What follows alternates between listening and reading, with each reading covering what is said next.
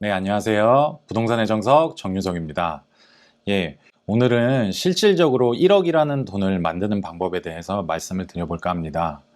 요새 다들 주식이나 비트코인 등 여러 채권적인 재테크 수단을 통해서 또는 근로소득을 통해서 많이들 1억이라는 돈에 가까워지고 계실 텐데요. 제가 오늘 말씀드리고자 하는 것은 채권적인 수단이나 여타 다른 근로소득이 아닌 물권적인 수단, 즉 부동산으로 1억 만들기에 대한 현실적인 이야기를 드려보고자 합니다. 일단 희망적인 말로 누구나 1억을 만들 수 있다, 이렇게 영상을 시작까지는 못할 것 같아서 미리 죄송하다는 말씀 드리고요. 불과 4, 5년 전까지만 해도 분양권이라든지 여타 다른 대출이 잘 나오는 소형 부동산 상품들을 통해서 1억 만들기가 그렇게 어렵지 않은 시장이었습니다. 하지만 현재는 다들 아시다시피 중도금 대출이 40%만 나오고 올해 또 2월 19일부터 신축 아파트에 전월세를 주는 것이 금지가 되었기 때문에 사실상 1억 미만의 작은 투자금을 가지고 1억을 만드는 것이 굉장히 어렵게 되었습니다. 또한 청약 가점은 점점 높아지고 공공에서 추진하는 공공재개발은 확실한 라인맵의 제시도 없이 사업 주체인 LH가 최근 많은 구설수에 오르고 있습니다. 제가 볼 때 점점 부익부 빈익빈의 차이는 커지고 내로남불의 시기가 오고 있는 것 같습니다. 저도 사실 돈을 모아온 지는 그렇게 오래되진 않았는데요. 저는 근로소득으로 일단 7천만 원 정도를 모은 뒤 아까 말씀드린 시기가 좋았던 4, 5년 전에 신축 분양권을 선착순으로 줄 서서 매수한 후에 초피 3천만 원을 받고 팔아서 1억이라는 돈을 만져본 케이스입니다. 계속 이렇게 무언가 현실을 나열하다 보니까 정말 최근에 무주택자들, 이제 막 사회생활을 시작한 2030 세대들은 정말 답이 없는 시기인 것 같습니다. 제가 지금 말씀드리고자 하는 방법도 제 영상만 보고 그대로 실천하실 수는 없는 방법입니다. 정말 공부를 많이 하셔야 하고요. 정말 쉽지 않은 방법입니다. 하지만 정말 열심히 준비하시고 공부하신다면 꼭 1억이라는 돈을 만드실 수 있을 것입니다. 제가 지금 말씀드리고자 하는 방법은 부동산 재테크 지식의 총집합체라고 보시면 됩니다. 자, 일단 만약을 위해 안전하게 공시가 1억 미만의 오래된 빌라를 한 채 구매하세요. 무주택이시던 유주택이시던 공시가 1억 미만 주택은 취득세가 1%이기 때문에 안전하게 공시가 1억 미만의 오래된 빌라를 구입합니다. 지역은 많이 상관이 없고요. 유념해서 보셔야 할 것이 있다면 서울시 부동산 정보광장이나 여타 지역의 토지 이용 계획 확인원을 확인하셔서 정비구역이나 여타 다른 재개발, 재건축, 지정구역이 아닌 곳인지 확인하는 것이 필요합니다. 그런데 사실상 정비구역이나 재개발 예정지로 묶여 있으면 매매가가 굉장히 비쌀 것입니다. 그러니 일단 공부를 하는 차원에서 토지 이용 계획 확인원을 찾아보시고 접근하시는 것이 좋으실 것입니다. 막연하게 무조건 오래된 빌라를 구매하시냐? 그것은 아니고요. 되도록 해당 빌라의 총 대지 평수가 80평 이상인 것을 추천드립니다. 클수록 매우 좋고요. 그리고 일단 임대가 맞춰졌는데 전세가와 매매가의 갭이 작다거나 아니면 갭이 거의 없이 새로운 세입자를 맞출 수 있다거나 또는 주변 땅값의 시세나 해당 빌라의 대지 지분 대비 해당 빌라의 매매가가 저평가되어 있는 곳을 고릅니다. 이게 무슨 소리냐면요.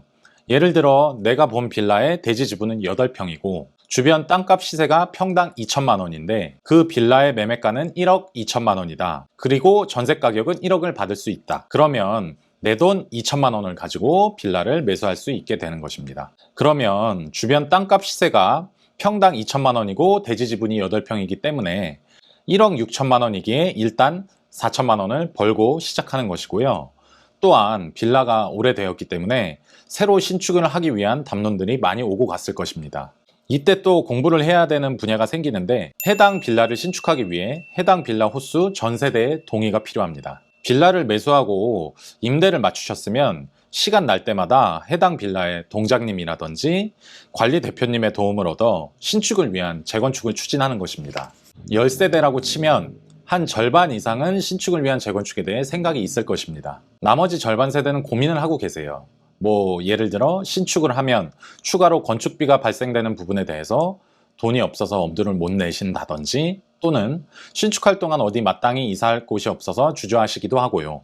또는 그 지역과 그 집에 너무 오랫동안 정부치고 거주하셔서 이사를 가기 싫어하시는 분들도 계십니다. 이러한 부분들을 동장님과 함께 모두 이겨내셔서 총 10세대의 동의를 모두 이뤄냅니다. 이때 반상회 같은 것도 많이 하게 되는데요. 이럴 때는 일단 먼저 해당 빌라를 매수하기 전에 해당 빌라가 용도 지역에 따라 신축을 했을 시 몇 층까지 올라갈 수 있는지, 일조권이나 사선 제한에 따른 규제사항은 없는지, 몇 세대가 나오는지, 평당 건축비는 얼마가 들어갈지, 엘리베이터를 넣을 수 있을지 없을지, 주차는 또한 몇 대가 가능한지, 그에 따른 추가 분담금이 산정되는지 산정되지 않는지 등 간략하게 도면 아닌 도면을 꾸려봅니다. 지금 말씀드린 부분이 말은 쉽지 사실상 공부를 무진장 많이 하셔야 되는 부분인데요. 가능하다면 주변 부동산이나 건축업자의 도움을 받는 것이 좋고요. 사실상 도움을 안 받는다면 거의 불가능한 부분입니다.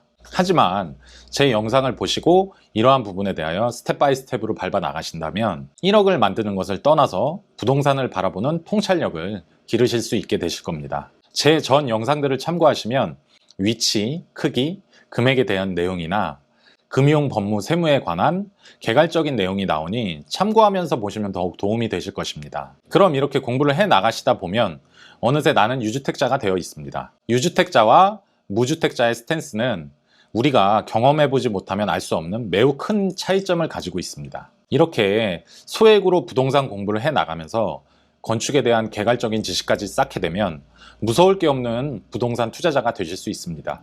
제가 말씀드린 방법은 가로주택 정비 사업이나 소규모 재건축 사업과는 별개로 해당 빌라의 총 세대주의 동의만 얻을 수 있다면 가능한 방법이기에 그렇게 큰 투자금과 사업기간이 들어가지 않습니다. 이렇게 신축을 하게 되면 해당 대지 지분에 따라 건축업자에게 보상을 받고 현금 청산하시는 방법과 추가 분담금을 조금 납부하더라도 신축을 받겠다 하시는 두 가지 방법이 있는데요. 신축으로 받게 될 시 주변 신축 빌라의 분양가와 비교를 해보시면 일반적으로 최소 1억 정도의 시세 차익은 거두실 수 있을 겁니다. 이렇게 1억을 만드시고 이 방법을 두세 번 정도 반복하시면 3억, 5억의 시드머니도 만드실 수 있고요. 그에 따른 금융, 법무, 세무 전략은 막상 닥치게 되면 다 저절로 공부를 하시게 됩니다. 예를 들어 임차인이 전세자금 대출을 받고 들어오는데 전세보증보험을 임대인이 가입을 해줘야 한다든지, 아니면 부동산에서 매수계약을 체결하는데 등기부상에 매도인의 주택담보대출이 남아있는데